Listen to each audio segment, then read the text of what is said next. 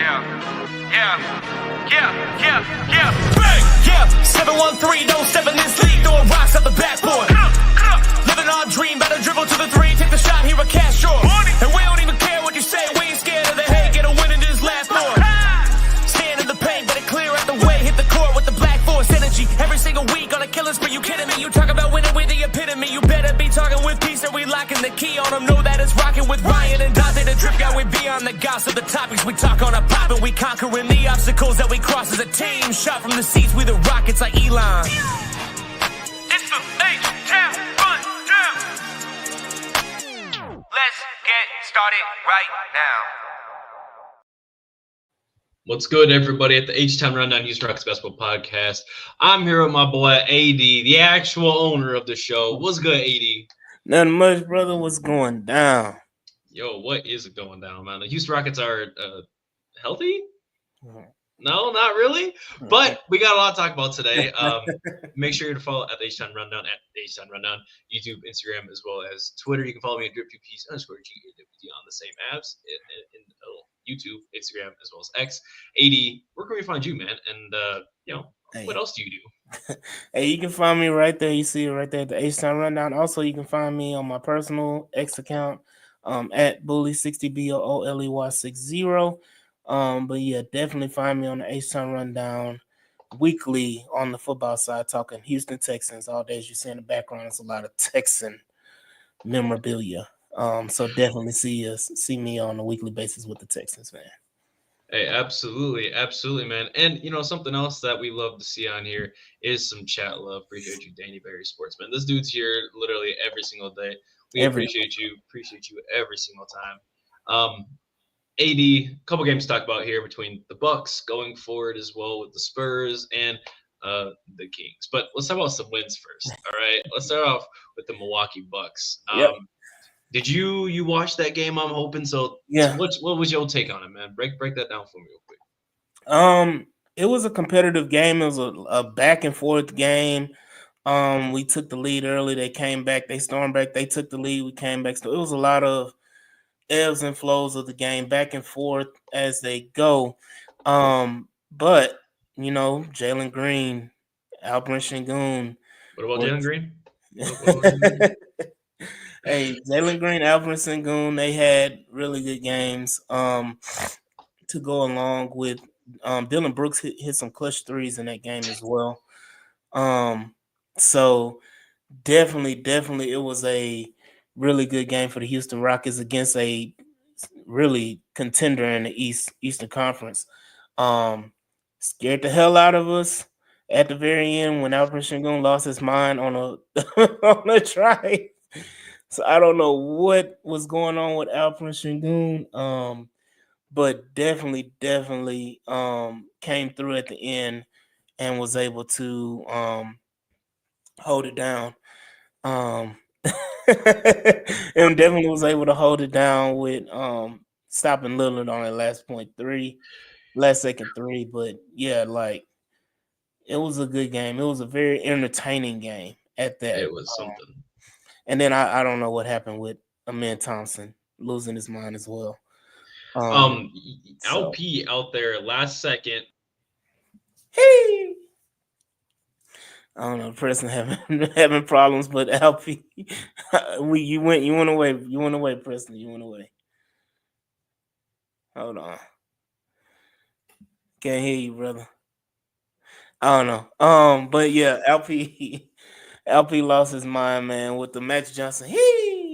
I don't know what was going on with him, man, but you look at the stat line for LP. LP had 23 and 14. Jalen Green with 25. I'm sorry, LP had 23 and 11. I'm sorry. Jalen Green with 25, 8. Was that 3 assists as well? So yeah, it was a really good game. Like I said, Dylan Brooks hit some clutch threes. He was 50% from 3. Looking at the line again, of course, Amen Thompson losing his mind. Couldn't do anything offensively, really. Jabari had a pretty decent game. Comeback game for Bari. His first game back. Look at that 3-point Is that 3-point percentage right? Oh, he was 1 for 5 for 3. That was free throw percentage. Okay, I was going crazy. But I don't know what's going on with your computer. But if you want to pop out and pop back in, I can we can do that. But definitely saw some quality minutes from Jeff Green, as well as Aaron Holiday played a decent game as well. But yeah, it was a lot to kind of take Giannis away, and I know it was hard at the very end as well. To really try to stop Giannis. He was just doing the most. Yeah, you hear. Damian Lillard was getting buckets left and right as well. I don't understand some of the defensive sets and assignments, how we end up leaving Damian Lillard wide open for threes, and we were blessed that he missed some. So You know what it reminded me of? whatever. Oh, That Chandler 70 Parsons. bomb, man. That 70 bomb he dropped on us a couple years ago. Well, the idea was, let's play Alperen Şengün and drop against Damian Lillard. Yes, that's what we want. And you know what he did? He dropped 71 on us. Yes. And even with a defensive coach, his whole thing is defense. Hey, AD, guess what we did? We let Dame get wide open shots with the team where you have Dylan Brooks, Fred VanVleet, who's not playing, Tari Eason. You also have Jabari Smith Jr. and Amen Thompson. And you still letting Dame get wide open, not open, but naked wide open shots. I'm not understanding what was up with that. But like you said, our team did some things, but Magic Johnson impersonation was insane. LP, I love the idea of what you attempted to do. Close time right there, clutch time, not the time. If we're up like 20, we're up 20. Yeah.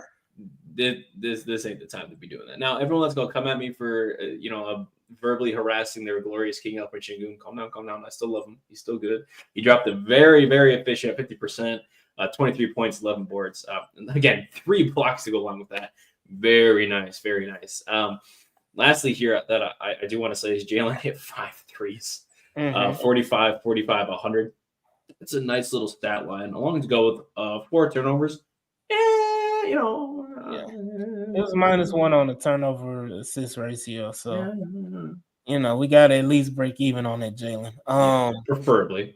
Yeah, preferably. But he's walking with 8 rebounds out of that too. So this is the thing, and I think you talked about it, and we talked about it multiple times, is that Jalen goes as long as his 3 ball goes.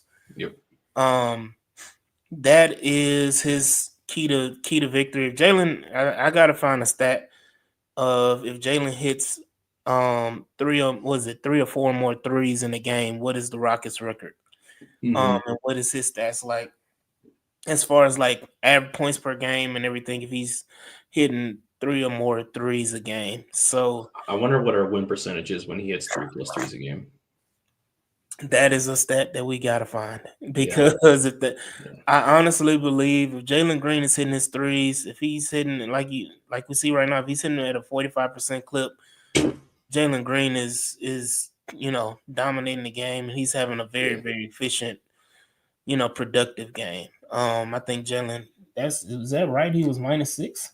He was -6 in this game. He played minutes with Jock Landale, Aaron Holiday, a little bit there too. So I don't know if I need to rant on Ime Udoka, because some of his lineup choices and selections blow my mind. Jayshawn Tate played 1 minute and 40 seconds in this game, and if I'm not mistaken, he was in that lineup with him, Aaron Holiday.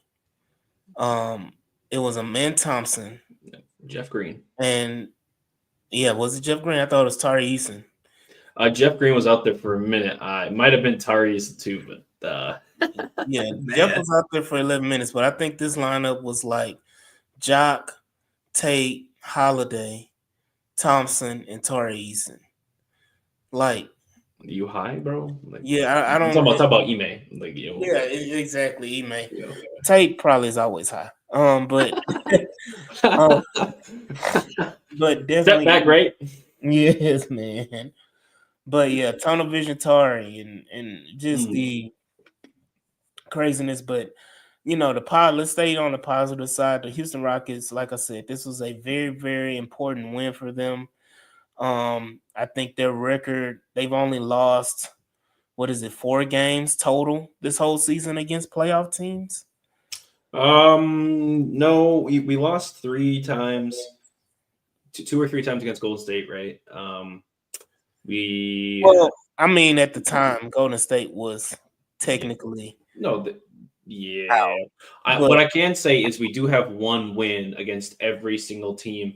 That's a statue. That's in the playoffs.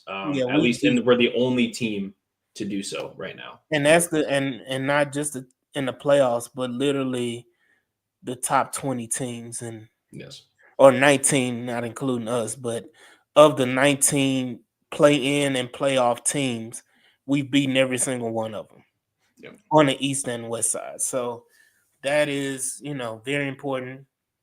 Of course, you have the games going back, like the Boston game, Min Thompson game winner.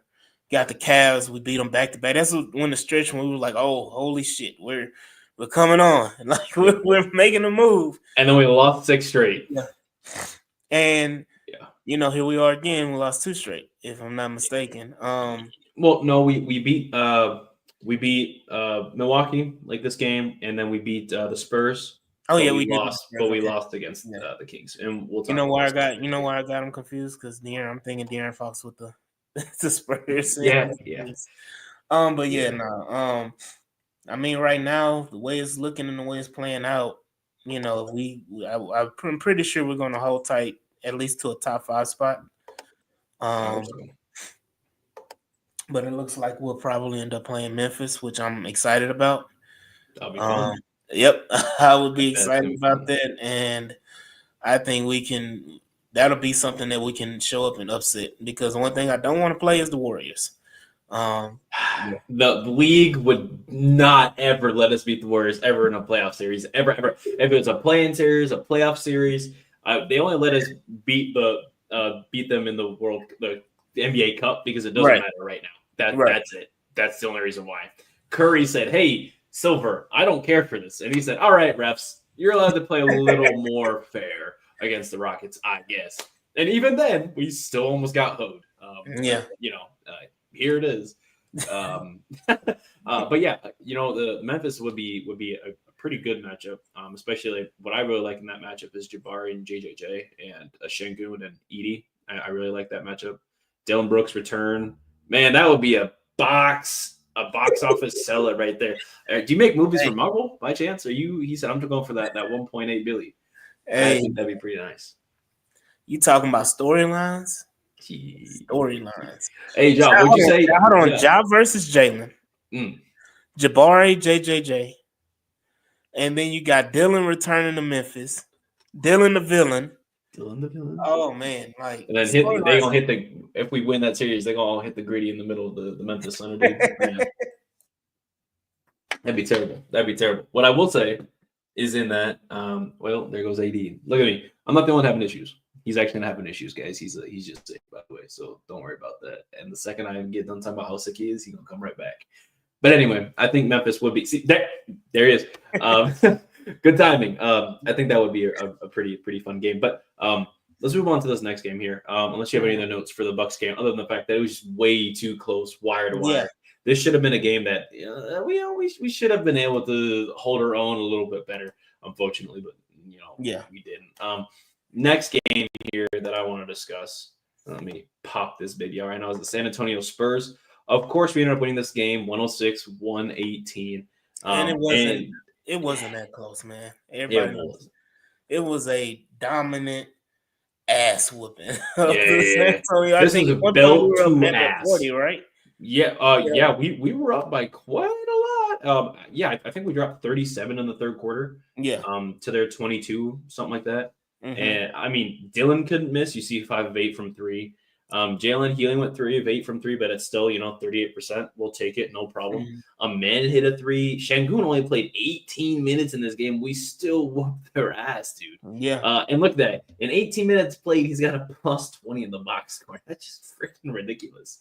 Right. And then obviously, look how efficient our starting lineup. Again, Jabari, first starting game since January. I'm not taking away too much negatively from that. He did shoot 27%. He needs to be better, obviously, but he still had a near double-double, 10 boards, 9 points in that. But everyone else besides Şengün shot above 50% that played, at least 28, 29 minutes. Look at that Jalen 3 stat line again. It's the 3 threes. So 3 threes, right? And Dylan Brooks, what's our win percentage when Dylan Brooks hits 4 plus threes? Man. I never thought my bad, I'm sorry. No, you're good. No, I was like, I never thought that I would want to see Dylan take as many threes as possible. Remember last year we were like, man, Dylan, stop. hey, D, you can cool down a little bit because in the beginning of the year with us, he was really hot from 3. He would shoot like 60%, and then he just cooled off once we got to February. It was just a tail end simmer. He did hit threes here or there. It's good. This season, career high in 3-point percentage again, by the way, and somehow he's hitting career high threes with a team that has 0 spacing. I'm not sure how that's working, but I'll take it, my boy. And then a couple of people who hit threes. And men hit a 3. Your favorite, Jayshawn Tate, hit a 3. Jeff Green hit a 3. This is a Jeff Green legacy game part 2, I guess. He played 21 minutes, had 13 points. And then that looked like that's about it. Steven Adams took a 3 because why not? I guess the F-it bucket, I suppose. Something that was interesting is that I'm looking at this box score now. The people that are like the plus and minus here, Jayshawn Tate minus 11, Jock Landale is minus 11. Jayshawn Tate is minus 11. Jock Landale played 7 minutes and he's a minus 11. Reed Shepherd played 6 minutes. He was a minus 12. Nate Williams played 4.5 minutes. He was a minus 10. And then Cam Whitmore, I believe, played in this game. I'm not trying to scroll out any further though. He didn't play very long. I think he also played only 4.5 minutes in this game. Let me go. Yeah, Cam played 4.5. He played at the end. He came in with Nate Williams. I don't really attribute those plus minus to those guys. No, because they came in at the end of the game, and at that point in time, it was just like, whatever. Can I ask you something though? Yeah. Cam played 4.5 minutes and didn't take a single shot. That was by design. 4.5 minutes. Now, Reed coming in, playing 6 minutes. Nate Williams playing 4.5 minutes. Jock playing 7 minutes. Yeah, right. Mm-hmm. You figure if we're up by a gazillion points and going into the fourth quarter, it's probably like, yo, hey, Cam, show me what you can do again. Reed, start the fourth quarter. Everyone else sit down, right? But instead, Ahmed still played a few minutes in the fourth quarter, right? Yeah. Dylan Brooks, I think, played just 2 or 3 minutes in the fourth. Steven Adams played a lot longer than I would have liked. I would have rather had him sit immediately in the fourth quarter. Don't play a single minute. Jock Landale, go do something. That's an Ime Udoka problem. Problem. When you're up by 30 plus, 10-minute mark in the fourth, I would say even 9-minute mark in the fourth quarter. All your reserves and bench need to come in the game. Just go. Right. You play for Coach Pop. Yeah. You know what to do, Udoka. It's okay. Now if someone's on the cusp of like a 40 ball, okay, they can stay in. Let them get their 40, get their 50, whatever. Mm-hmm. Nobody played no one in the starting lineup played more than 27 minutes besides Jabari Smith Jr. and Amen Tom. I guess no one played more than 29 minutes besides Jabari in that. And I think more of that was just like, hey, Jabari, you're back. Get your legs fresh. Yep, that's all that was to me. And again, he shot 0-5 from 3. 4-15 from the field. Again, he got 10 boards. We like to see that from Jabari. He got 2 blocks again. He didn't get a block. He had 2 turnovers. He's getting his stuff over him, I suppose, getting his legs under him. But looking at it, what else? We had a lot more options. Why is Cam not playing more? Why is Cam in the doghouse again? Man, I made this joke in the the chat, man. I'm like, whose daughter is he sleeping with?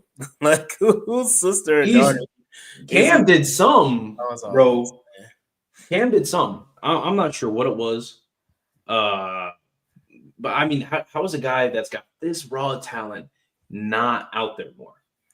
We saw what he did last year. Averaged the most points per game in the minutes played for a rookie ever in the NBA. And here he is playing less.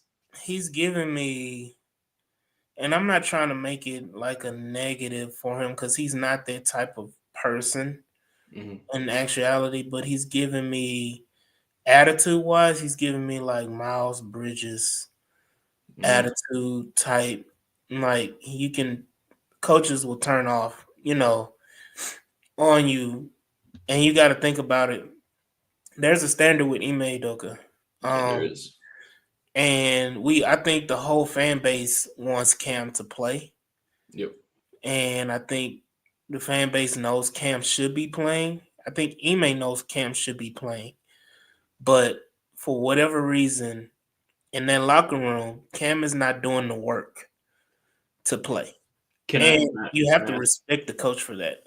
Go ahead. Facts. I agree. There's clearly something that we're missing, right? And from that, I wonder if it's kind of a similar scenario, right? Because you're saying Cam deserves to play this, that, and the other. Maybe it's a similar scenario with KJ Martin, where his dad is saying, yo, he should be a starter. No, KJ, you should not be a starter. No. You should not play over Tari Eason. You should not. But regardless, right? His dad got in his head. He got all big-headed, went to Philly, didn't do anything, got dropped. I'm pretty sure he played for the Clippers. Correct me if I'm wrong. Or is that must just be KPJ? But Martin went all the way to Philly, a playoff team. He said he wanted to be for the playoffs.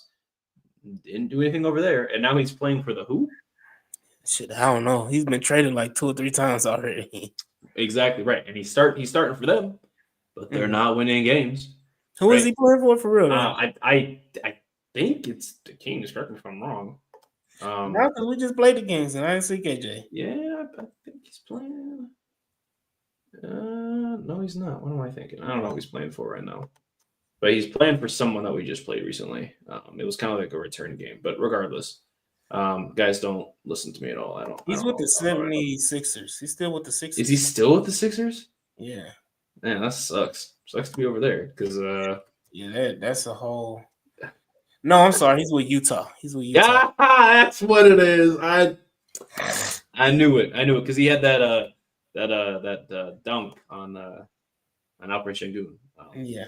But we don't talk about that. Anything bad that happens to us actually didn't happen. It was an accident. But yeah, I mean, like other than that, like he's not playing for any winning teams, right? And that kind of seems like the same attitude issue that Cam Whitmore is experiencing, right? Someone is in his ear telling him something, or he's telling the coach something he probably shouldn't right now, is how I think it is. Because I look at Cam, like as a player that we see on the court, and I do ask myself, like, dang, this guy could be really good. He's got all the talent right there. He could be an elite defender, right? You look at him, 6'8", lengthy, pretty good. Same, not going to say the same, but similar build to Paul George when he was in Indy, right? Near same set of skills, a solid rebounder, not going to pass that ball if he's got it. A great dunker, a powerhouse dunker, a great shooter, and a off the dribble shooter too, pretty solid. Looking at this guy, you see how is he not on the court? And like you said, I think it's just going to chalk it up to attitude.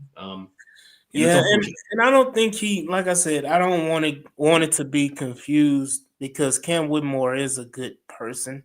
Because a lot of times when fans hear he has a bad attitude or, he's, struggling or whatever with the locker room, people just attest to him being a bad person in general. Cam Whitmore is a great person. It's just, I think the competitiveness in him is reflecting how he's approaching the game and the team as far as him getting on the court. He's pissed off. He wants to play. He probably feels like he's better than, a good portion of players. Which is fair. Yeah, I feel like anybody in the NBA comes in thinking, I'm better than this person at least, no matter who it is, right? Anyone who enters the league, they can be as humble as they want. But if they're like, yo, bro, I want you to go to Jeremy Lamb. You're like, oh, I can claim Jeremy Lamb, no problem. And then he busts your ass in practice, and you realize, oh, hold on. Or if you're like Kyrie Irving, right? and you say, "Oh, cool, you got a guard," and then you cross up all of Team USA. You cross up your teammates. You tell yourself, "Yo, I should be starting. I need to be starting right this second." Cam Whitmore, Brandon said pause. Cam Whitmore probably whooped some ass in practice, low key, and said, "Man, I'm busting this dude's ass." Pause. Why am I not starting, or why am I not playing over him? Right. I mean, you gotta look at it right now. Like, I'm pretty sure he's like, and I hate to keep bringing up Jayshawn Tate, man. Like as Jayshawn much. Tate's the hardest worker in the gym. Yeah. You saw his 3-ball. He's been working on his 3-ball. He's a good sniper now. He's a good corner shooter. So, and I said this before, man. Jayshawn Tate is the alpha blue of the Houston Rockets right now. I just feel like Jayshawn Tate is an enigma. He's one of those guys where you're like, damn, he doesn't need to play, but he does just enough to play. Yeah, that's fair. And it's like, it's irritating because you feel like those minutes can be going elsewhere. To a reshipper like Aaron Holiday. Aaron Holiday can give you a game. I forgot which game it was where he went crazy. And kept us in the game. I think we still lost the game, but he kept us in the game. I think he ended up having like 20-something points that game. Probably his best game of the season. He does just enough to play, but in all honesty, those minutes should be going to like a reshipper. Jayshawn Tate is the poorest of poor man's Marcus Smarts, and I think Ime Udoka sees that. Like, oh, he's like if Marcus Smart was working at McDonald's, we need to keep him. I'm not like, and it's genuinely no disrespect to Jayshawn Tate. I love what he did. I like the overseas game. I love his story. But like we said, if we could have got 2 second rounds for him, and then last summer we could have got PJ Washington or Daniel Gafford for a couple seconds in, I don't know, like Aaron Holiday and Jock Landale. Why didn't we do that? If we're trying to make win now moves, and I'm all for like keeping the core together, right? I'm still all for that, of course. I do believe in that. But you're trying to win now, and you also want to develop, but you're not creating room for guys to develop, and you're keeping old dudes on the books. What are we doing here? Yeah. I would have can you imagine Daniel Gafford as a backup center? Shit. That addressed our backup center move right there. Steven Adams can play every 5th night. I love Steven Adams too. I love Steven Adams too, but now you make Steven Adams movable. Yep. How much could you get? Could you have gotten back at the trade deadline for Steven Adams? Exactly. And even if we're just trying to get some 2nd-round picks, because that's all we paid for him. If that's what we're trying to do, cool. Then we recoup the 2nd-round picks that we just traded for Daniel Gafford, and now we have 2nd-round picks. We playing the Lakers probably would have gave up the whole house for Steven Adams. Exactly. They don't have much to give, but they would have gave us, the floorboards or something. Some jerseys and some free tickets, maybe some Taco Tuesday tacos from Le Bon Bon. That would have been something. I don't know. I mean, I don't know. We could have taken the shirts off their back for some Steven Adams. And you know how the Lakers are. They like, oh, big name. Oh, yes, the GOAT. Mm-hmm. All right. Shit. I don't know. At the end of the day, though, it kind of is what it is. But speaking of contracts and stuff, I don't know if you guys know, but Nate Williams got his contract converted. Congratulations, Nate Williams. I love to see it. Hard worker, right? Averages 19 in the G League. Phenomenal guy, and I love to see it, like we just talked about. Played 4.5 minutes a couple games ago. Didn't do a lot in the game, but we have seen the work during the regular season. When he does play, he's part of that stay ready crew, to quote Ryan Hollins on the Rockets talk show. Thank you. You know what I'm talking about, voicing the Rockets and whatnot. I don't know. That's great, and I like to see it. He's got a 4-year, $8.2 million contract, so he's making 2.025 a quarter or something like that per year. Really late contract for a guy who's going to be able to bring a lot to the floor. He's athletic. He's bouncy. He's not super old. He semi-fits the timeline for a guy that's going to be level-headed and just kind of be ready, kind of like that. semi-similar to the Jeff Green role that Jeff is playing now. But when we're ready to move on for Jeff, we've got Nate Williams. I think is that just less experience is all it comes down to. But yeah, AD, how do you feel about that?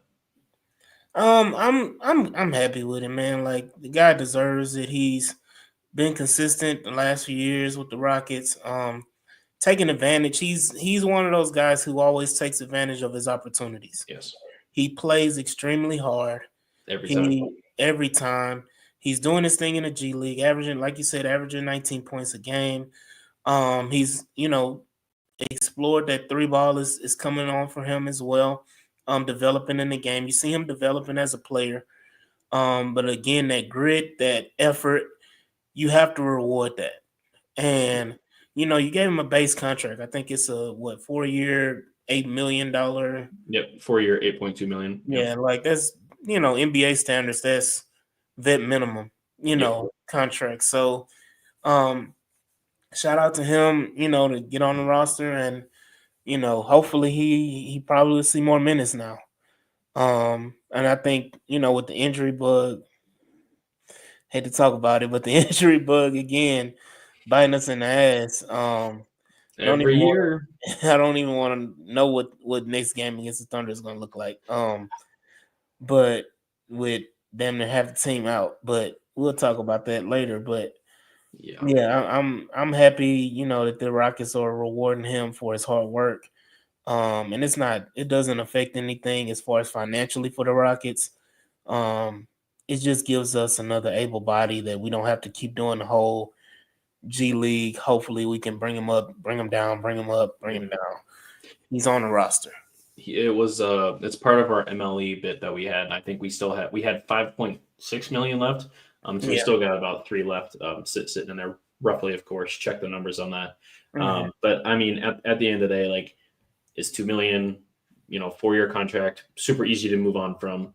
I imagine what the real reason we did that for is not just to keep Nate. I think it's to pair him up with something like that in a potential trade for some money moves. Is that what I really think it is? I think this is the long game. We see what Devin Booker is looking like over there. We see what KD is looking like over there for the Suns. And obviously, I'm not necessarily for trading like directly for them, but I see the Suns are in need of some picks. And we've kind of got them, by the balls. So we got the 2025, 27, and 29 first round unprotected picks for the Suns. No, Rob. So yeah, definitely, man. Like, I think the trade is just a foregone conclusion. Yep. It's just who's going to be involved in the trade. I think it's who's cheaper.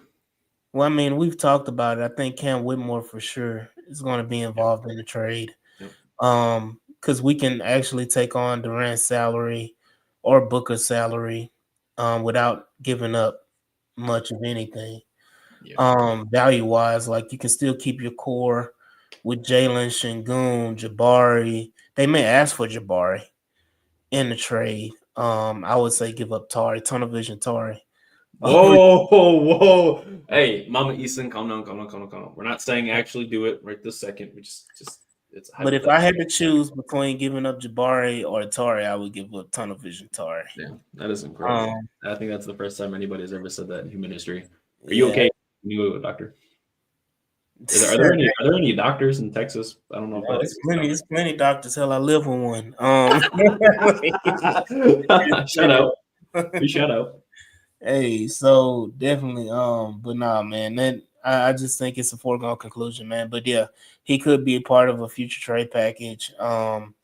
It's a lot of things, we'll see. I mean, again, this is an off-season topic now. It was a topic a few weeks ago before the trade deadline, but it's definitely an off-season topic now. But I think at this point, from my vantage point, it's a foregone conclusion. Somebody from Phoenix is coming over to Houston. Hey, Royce O'Neal, what's up? They would totally go get Royce O'Neal instead of Jeff Green. Let me say this. I would, if you telling me I can get Royce and Kevin, and I can give up Landale, Tate, and Nate Williams and some scrubs, and Cam Whitmore being the prize of the trade package or whatever, Sign me up. Sign me up all day, every day. Royce O'Neal coming off the bench for the Rockets would be amazing. Yeah. How old is he? Do you know how old Royce He's O'Neal is? got to be in his 30s, man. Yeah, man. Royce O'Neal, NBA age. Oh man, how old is this dude? He was born June 5th, 1993. 31. Okay. All right. 31's not bad. I thought he was like 34 years old. I was like, man, I'm not paying for no 34-year-old role player. What do you got, Jeff Green? Nah, he'll be 32 in June, man, in the offseason when the season over. Yeah, he'll be 32. So. Okay. Yeah, Potential. I mean, yeah, I'll take him. Take him in Interesting. That would be interesting. Last game here that we got to talk about. Unfortunately, we all hate the Kings. They got to light the beam. We got swept actually by the Kings. I don't know if you guys know that. So that leads me to say my last thing. We lost to the Sacramento Buns over there. We ended up losing this game by 10 too. We got our asses kicked up and down the court. As you see it, look. Predominantly, what ended up happening was DeRozan was just hitting shots that he needed to hit down the line there. And they were hitting a lot of foul shots. And then Murray hit a clutch 3-2 at the end of the game. Yep. I think we had got it down to maybe like 6 or something, and Keegan hit a 3, and it's like it's game over now. It was just over. Jonas Valanciunas also had a tremendous game. He went 7 of 10, and hey, he made Alperen Şengün his bitch. Oh, like Alperen couldn't do anything with it. Alperen had 30, 10, and 5. But I'm telling you right now, defensively, like he couldn't. Jonas Valanciunas was get all over the boards. As well, Alperen Şengün late in the game could not move Valanciunas on the post. Yeah, 14. He got out rebounded. Yeah, he got out. I'm sure he got out rebounded. But he couldn't. He wasn't productive. Alperen wasn't productive offensively, especially versus Jonas. I mean, overall, if you're stat watching, the stat line tells a great story. He had 30 points, but he was -4. Yeah, he was -4. So yeah, and he did have 6 turnovers too, which I believe is a season high. What? No, hell no. It was. What was that game on national TV? It wasn't Minnesota where he kept turning the ball over. Like, no, that had to be the season high. But for sure, Alperen Şengün gets in these pickles, especially when his move set is, denied via double teams or triple teams, or you just have a strong post defender. He doesn't have a lot of counter moves yet. And he gets in situations and pickles where he's confused, doesn't know what to do, and he ends up turning the ball over. And that happens quite a bit. And that I wish the Rockets would pivot in those situations. If Alperen Şengün, in those situations, he's turned the ball like 6 turnovers. After the 3rd turnover, I'm not running my offense through you, Alperen. Alpy, I'm not running my offense through you. Or at least for a few possessions. So that way you can get your shit together. I'm saying, you saying a few possessions. I'm saying, like, if this is happening in the first half, we'll come back to you in the end of the 3rd, 4th quarter. We'll see. Yeah, yes. But I'm not running the offense through you consistently time and time again. And that goes back to, who, the head coach. That you're stubborn and you're gonna keep saying beating down the damn block in the square peg in the round hole, and you're beating it down with a hammer, saying it's gonna fit. Yeah, some edges are gonna be tore off to get in there, but it's gonna fit in there. It's gonna work. Yeah, it's gonna work. But yeah, I think this was Fred's first game back. Look how well he played. He got to play a whole 35 minutes. Woo! 3 points. -10. Yeah. He hit 1 3. I thought it was gonna be Fred time because he was I think he was 0-5 to begin with, and then he hit a 6 shot. He was 1 of 6, and it was a 3. And I was like, oh, okay, hold on. Is this where Fred decides to do his magical 4th quarter run? I was like, oh, okay, hold on, Fred. And then you know what he did, guys? You know what he did? He just played like ass for the rest of the game. Yeah, I mean, he got hurt first play of the game. Yep. Played through it too. He should have just sat down. We should have just gone through what was working with him and Thompson. But again, in this game, even Amen was shut down, which I don't know how you shut down Amen and his athleticism.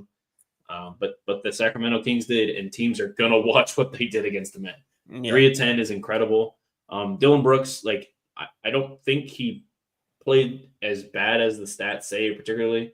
He just wasn't hitting his usual shots. Like, he took 8 threes, he only hit 2 of them. The other night he took 8 threes, he hit 5 of them. You know what I mean? Mm-hmm. But then out of that, Jalen was the only one that was like mildly consistent. He had a poor first quarter.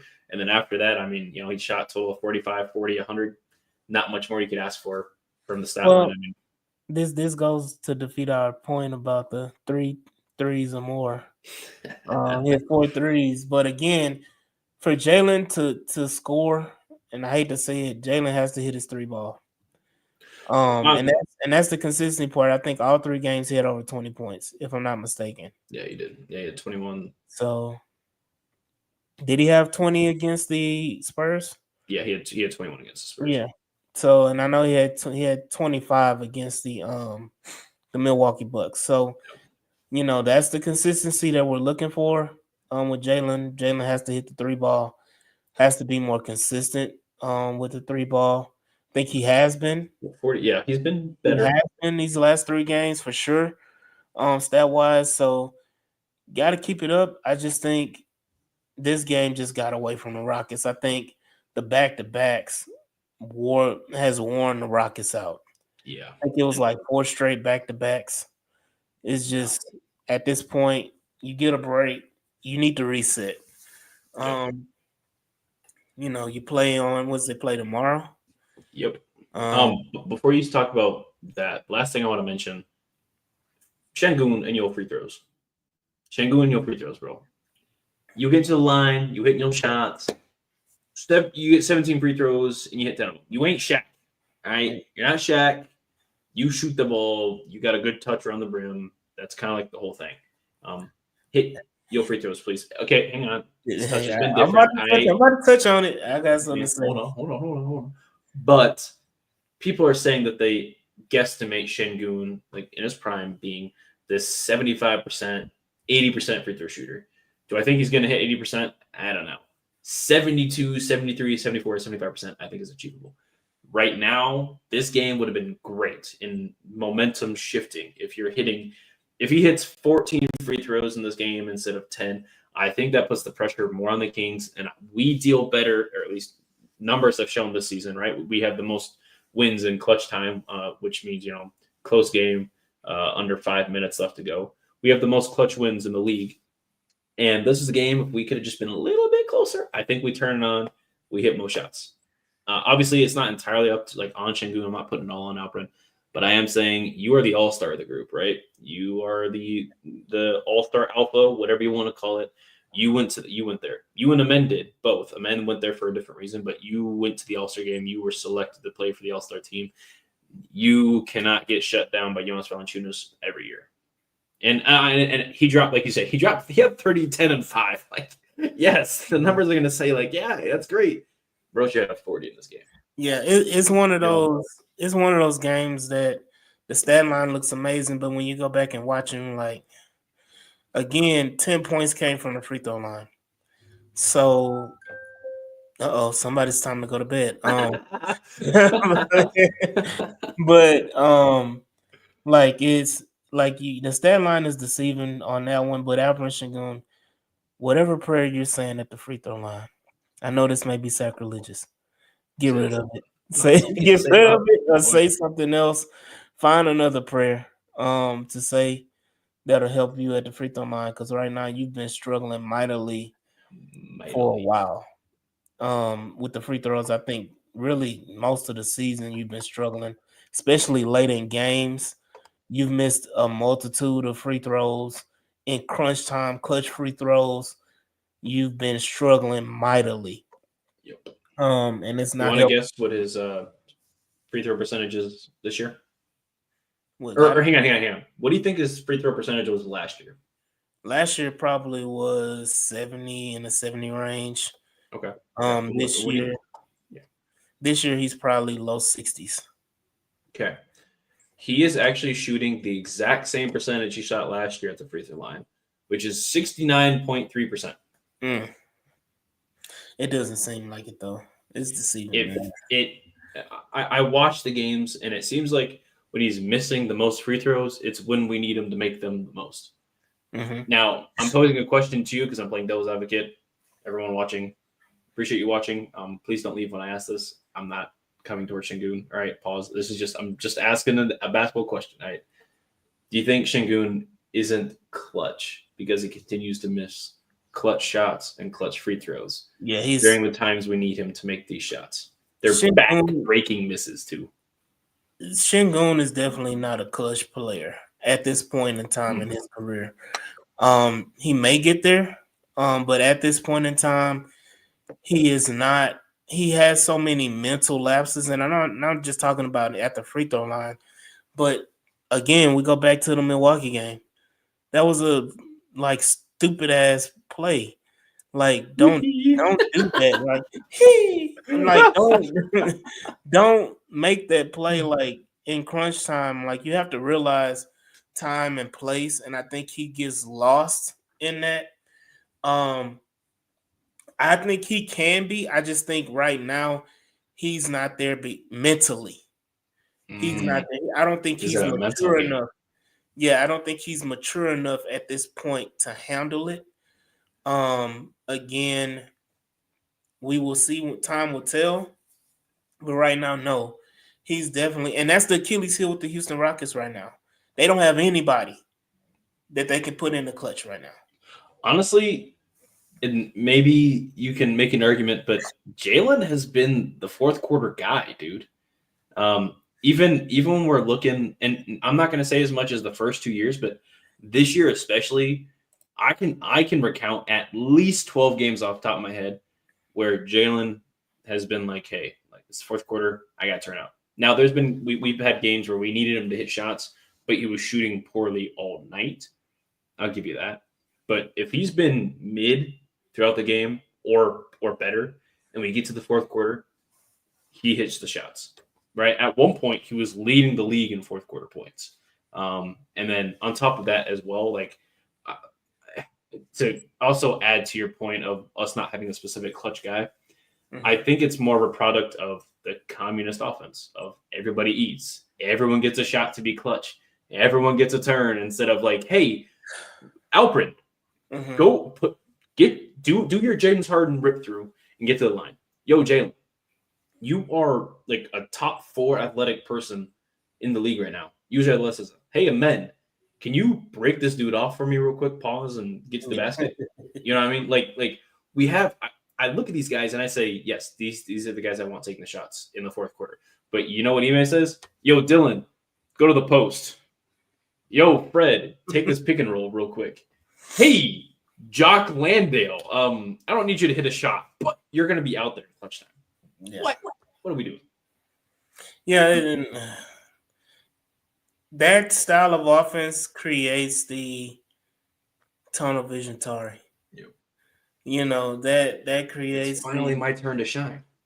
Yeah, I'm going to just go balls to the wall and go crazy and not play smart basketball, not play team basketball, I'm play selfish basketball because of I don't get the opportunities that I feel like I should. And or adding on to that, I don't mean to cut you off, but adding on to that, I think it's not just I don't get the opportunities I think I should. It's I think I deserve this opportunity because everybody gets a chance to have that opportunity instead of knowing your defined role. Exactly. And I think that's the problem. And I think that's the difference between us and OKC because OKC is in a similar situation that we're in, had a lot of high draft picks, a lot of young talent. They just have an alpha. They just have a bona fide alpha in Shea, whereas the Rockets are still trying to figure it out, which is why and it's just me personally, I was always championing, I can't even say the word. I've always been a champion of going and getting a guy, whether it be a Jimmy Butler, even though he's old. He's a guy that is an alpha. Yeah. You look at Kevin, we just talked about Kevin Durant. He's an alpha. Devin Booker, he's an alpha. these are guys that at the end of the day, they go in right now and they're going to demand those clutch moments. What would you have done if the Mavs are on the phone calling you to trade Luka Doncic? Oh, I would have done it in a heartbeat. Even though I know Luka doesn't play defense at all, he's an alpha. Like, that's what this team needs. Final runs. Yeah. Right? That's what this team needs, is that you need an alpha on this team. Jalen Green, like you said, has been stepping up, but Jalen Green is not an alpha at all. I disagree. I don't think Jalen is an alpha. And what's crazy is that people, and that's the enigma with Jalen Green. And because I know we're running low on time, but the enigma with Jalen Green is that Jalen Green has all the intangibles and tools to be an Anthony Edwards. He has everything that Anthony has. He can be a defensive prowess guy because he's athletic as hell. He's been solid defensively. He's been a much improved defender this year. He can hit the 3-ball. He can drive the basket. He can hit the mid-range. He can do everything offensively that you would ever ask. He's a high flyer. He can do everything offensively. He can get to the line. He can do it all. But it's something missing. It's something missing. And let us not forget, Anthony Edwards and Jalen Green are only like a few months apart in age. Yep.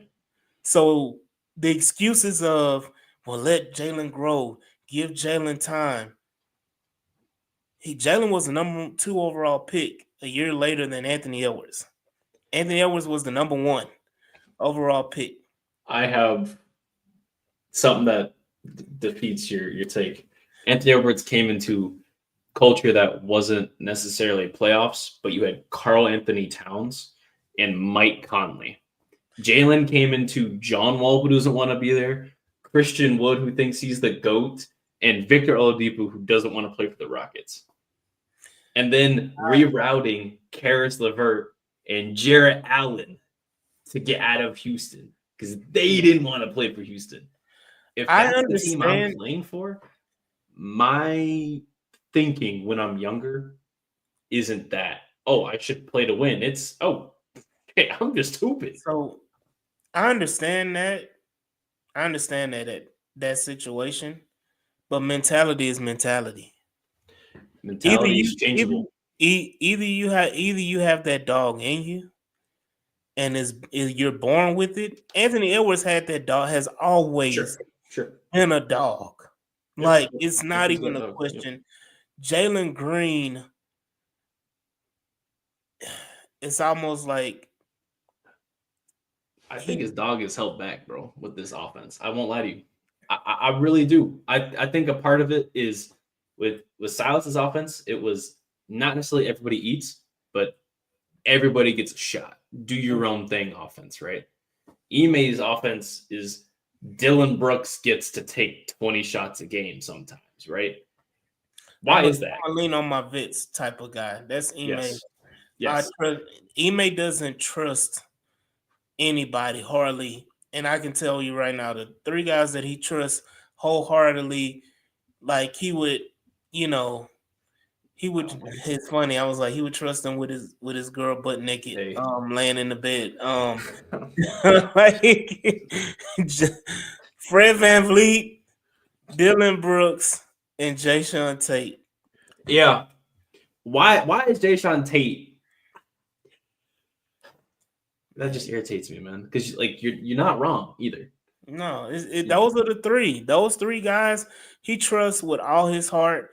He would bend over backwards. Bro, he's working for Fred VanVleet to go 1 of 8 in bro. No, bro. No, I don't get it, man. I don't get it. But hey. I do want to bring up before we run out of time here, right? Because the whole part of this last bit here is like the buyout market. I know we talked about this a little bit last episode. We talked about a couple things, but I did want to pose the same question to AD, right?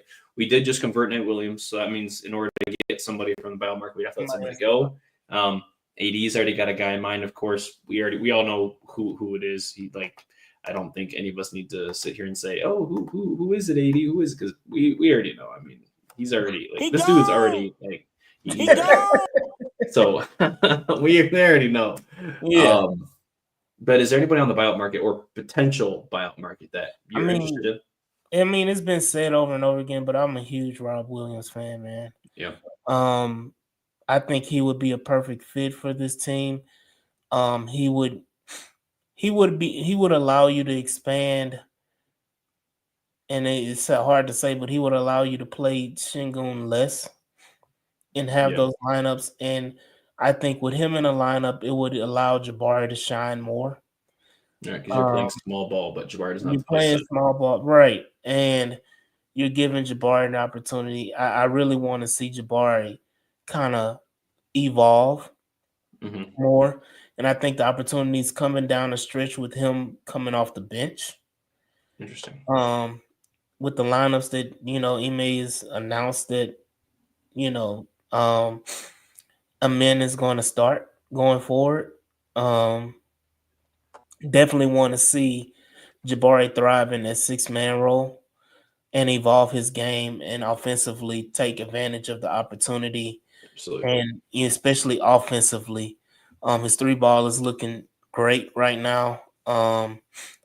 This season he's been pretty damn good at the 3, but I want to see him in the post. I want to see that old Auburn Jabari that, can, post up and hit the fadeaway 3. Fadeaway jump shot. Mid-range guard, like he has that in his bag and in his game. I want to see that flourish with him coming off the bench and being a number 1 option off the bench. Yeah. I prefer him starting. DB should be on the bench, in my opinion. But like you said, Ime would trust these dudes with his life. And Dylan Brooks, for some reason, happens to be one of those guys. And don't get me wrong, I love Dylan. He hit 10 threes for us, by the way. He tied a franchise high with James Harden and Fred VanVleet, who did it last year, by the way. We have 2 guys who have hit 10 threes on the team. Not the Splash Bros. I don't know. It's an interesting predicament to be in. But, I like Rob. Lastly, I would say, I love Aaron Holiday. I like Jayshawn Tate for what he brings, I guess. But I don't know. Marcus Smart, you could get rid of Tate for a Defensive Player of the Year winner. I don't see the issue with that. And then also Malcolm Brogdon, he averaged 50, 40, 90 in his rookie season. He's having a down season this year, of course, because he's playing for the Trail Buns. I would too if I played for the Trailblazers.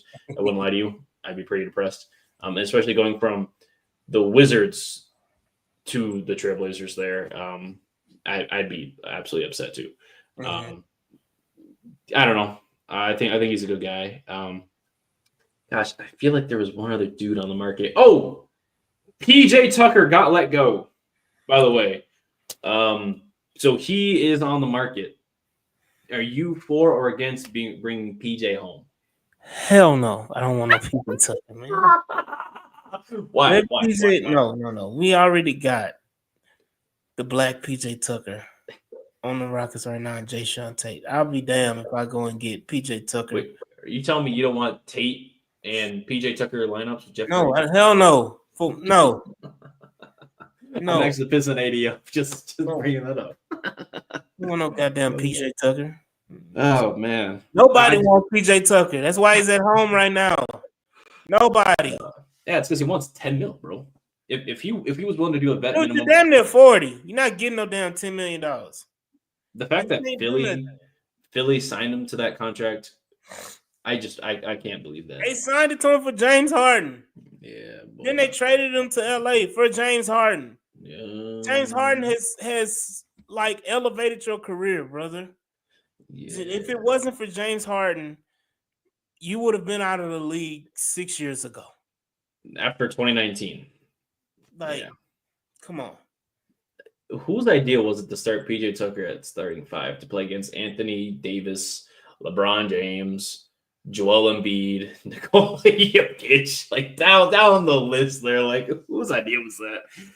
Mike D'Antoni, appreciate what you did for Houston. Your brain when it comes to defense, pretty small. But with that, AD, I think that's all I got, man. You got anything else for us?